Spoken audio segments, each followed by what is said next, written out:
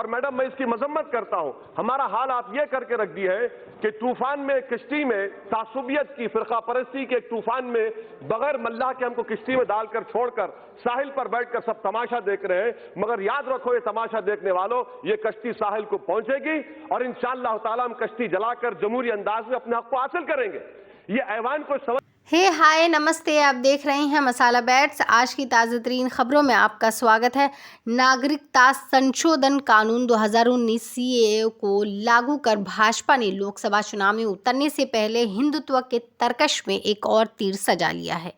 Party की पूरी रणनीति बेरोजगारी, महंगाई और जाति गणना का सवाल खड़ा करने की कोशिश में जुटे विपक्ष को हिंदुत्व और राष्ट्रवाद की पिच पर उतारने की पूरी कोशिश की है। यही कारण है कि राम मंदिर निर्माण, अनुच्छेद 370 के खात्मे और 3 तलाक को दंडनीय अपराध बनाने के बाद भाजपा ने इस पिच पर विपक्ष को चित करने के लिए सीएए की गुगली डाल दी है। सरकार की रणनीति और उम्मीदों के अनुरूप ही इस मामले में विपक्ष की ओर से तीखी प्रतिक्रिया सामने आ रही है। विपक्षी दल सीएए के साथ सरकार की आलोचना कर रहे हैं। All India Majlise Ittehadul Muslimeen AIMIM के मुखिया असदुद्दीन ओवैसी ने इस विभाजनकारी और गोडसे की सोच पर आधारित फैसला बताया है। वहीं कांग्रेस ने इसे चुनाव से पहले बहुसंख्यकों के ध्रुवीकरण की कोशिश बताया है। पश्चिम बंगाल की मुख्यमंत्री और तृणमूल कांग्रेस की प्रमुख ममता बनर्जी ने तो इससे पूरी तरह से अस्वीकार्य बताया है।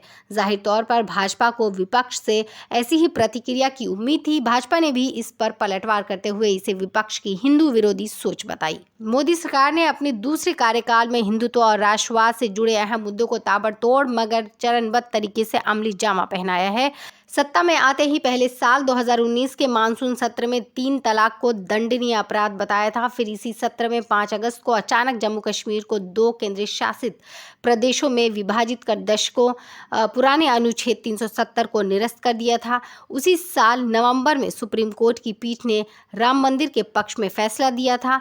इसके महज 1 महीने बाद ठंड में सत्र में सरकार सीएए पर मुहर लगवाने में कामयाब रही। भाजपा के पास हिंदुत्व और राष्ट्रवाद से जुड़े कई मुद्दे और उपलब्धियां हैं। इसके बावजूद ठीक चुनाव से पहले सीएए लागू करने के अलग सियासी मुद्दे हैं। दरअसल देश में एक बड़ा वर्ग हिंदुत्व और राष्ट्रवाद से प्रभावित है। यही भाजपा का परंपरागत और मजबूत मतदाता वर्ग है।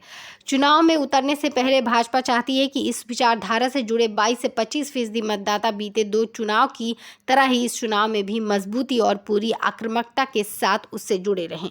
सरकार के सूत्र बताते हैं कि सीएए लागू करने में हुई देरी का कारण एक विपक्ष और अल्पसंख्यकों के एक समूह का विरोध भी रहा। हालांकि इस विरोध की आंच 6 महीने में ही ठंडी पड़ गई। इसके बाद अयोध्या में राम मंदिर निर्माण की प्रक्रिया चली। इस बीच नियम तय करने को लेकर माथापच्ची हुई। बाद में तय किया गया कि इसे राम मंदिर में रामलला की प्राण प्रतिष्ठा के बाद ठीक चुनाव से पहले लागू किया जाएगा। इस कानून को लागू करने का प्रयास मोदी सरकार के पहले कार्यकाल में भी हुआ था।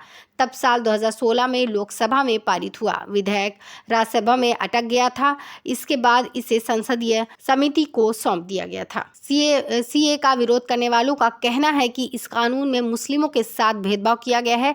जब नागरिकता देनी है तो उसे धर्म के आधार पर क्यों दिया जा रहा है? इसमें मुस्लिमों को क्यों नहीं शामिल किया गया? सरकार ने इसका जवाब देते हुए कहा कि पाकिस्तान, बांग्लादेश और अफगानिस्तान इस्लामिक देश है। वहां पर गैर मुस्लिमों को धर्म के आधार पर सताया जाता है, प्रताड़ित किया जाता है। इसकी वजह से गैर मुस्लिम वहां से भागकर भारत आए हैं, इसलिए गैर मुस्लिमों को ही इसमें शामिल किया गया है। आइए एक बार सुनते हैं असदुद्दीन ओवैसी को कि लोकसभा में सीएए पर क्या कुछ बोले हैं। इस बिल की मुखालिफत में खड़ा हूं और मोहतरमा मैं आपको एक बात यहां पर ऐवान को बताना चाहूंगा कि जब हमने संविधान को बनाया था, जब बन रहा था संविधान, और उस वक्त में इस वक्त में कितनी गिरावट हो गई है, ज़हनी तौर पर, अखलाकी तौर पर, तहजीबी तौर पर, दिमागी तौर पर, नफ्सियाती तौर पर। जब संविधान का प्रियम्बल बन रहा था अक्टूबर 17, 1949 को मैडम, तो उस वक्त KM पाठक रुकन थे कॉन्स्टिट्यूंट असेंबली के। उन्होंने कहा था कि प्रियम्बल की शुरुआत भगवान के नाम से होगी या खुदा के नाम से होगी।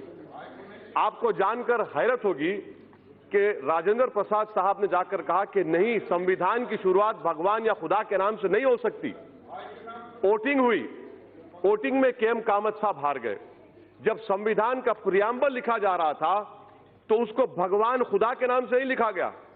अब वो ऊंचाई और ये पस्ती देखिए आप कि एक कानून ऐसा बनाया जा रहा है जो मजहब की बुनियाद पर बनाया जा रहा है। मुझे शिकवा इस बात का नहीं है, गम इस बात का नहीं है कि आपने मुसलमान को नहीं रखा। मुझे गम इस बात का है, आप मत लीजिए किसी पाकिस्तान से मुसलमान को, अफगानिस्तान से, मुझे उससे कोई मतलब ही नहीं है। मेरे बुजुर्गों ने जिना के पैगाम को ठुकराया, हमने मौलाना अबुल कलाम आजाद के उस जुमले को यकीन किया कि इस्लाम का इस मुल्क से 1000 साल का ताल्लुक और हिंदुइज्म का 4000 साल का ताल्लुक है। मुझे गम इस बात का है कि इस हुकूमत को जिसने संविधान पर ओत लिया, आज इस्लाम से, मुसलमानों से इतनी नफरत क्यों? आखिर क्या है? हम इंसान हैं, इस मुल्क के बाइज्जत शहरी हैं, आखिर इस नफरत का, इस डिस्क्रिमिनेशन की वजह क्या है आप में? आप मत लीजिए किसी को। मैडम मैं ये क्यों कह रहा हूं, बता रहा हूं आप। मैं जानना चाहूंगा होम मिनिस्टर साहब से कि इस बिल को एनआरसी के नजर से देखने की जरूरत है। जो आसाम में एनआरसी हुआ मैडम, वहां पर 19 लाख लोगों के नाम नहीं आए, जिसमें से खुद वहां के मंत्री कहते हैं कि 5,40,000 बंगाली हिंदू है। मैं होम मिनिस्टर जानना चाह रहा हूं कि सेक्शन 5 के तहत, ये जो सेक्शन है ना मैडम, सेक्शन 6A के तहत जितने बंगाली हिंदू हैं उन पर जो मुकदमा चलेगा वो अबेट हो जाएगा।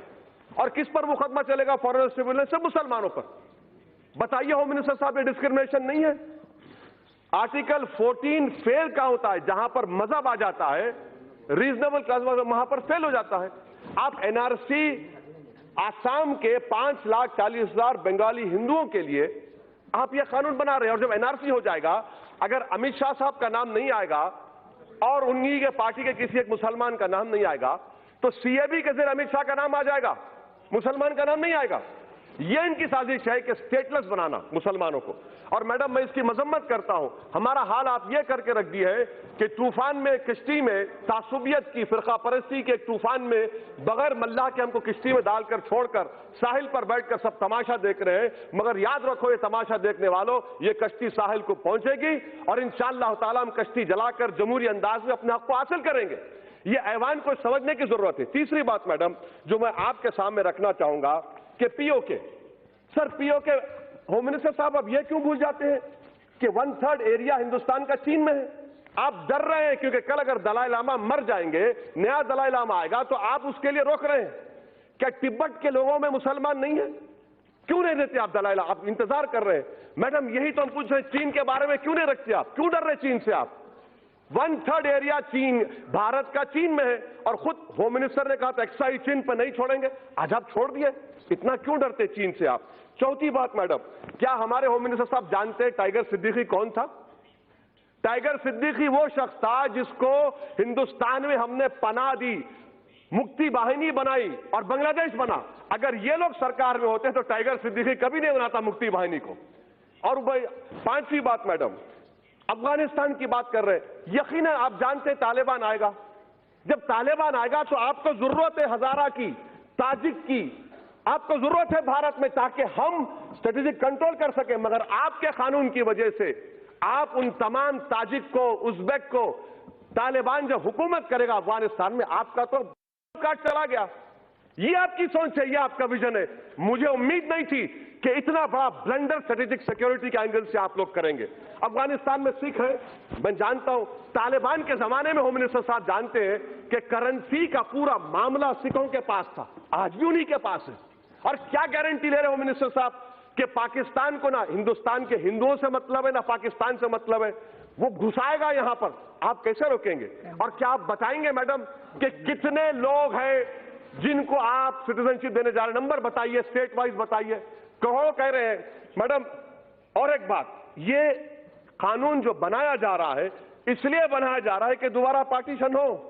ये कानून तो हिटलर के उस कानून से ही बदतर है, उस कानून से ही बदतर है। कहां लाकर छोड़ दिए भारत को आप?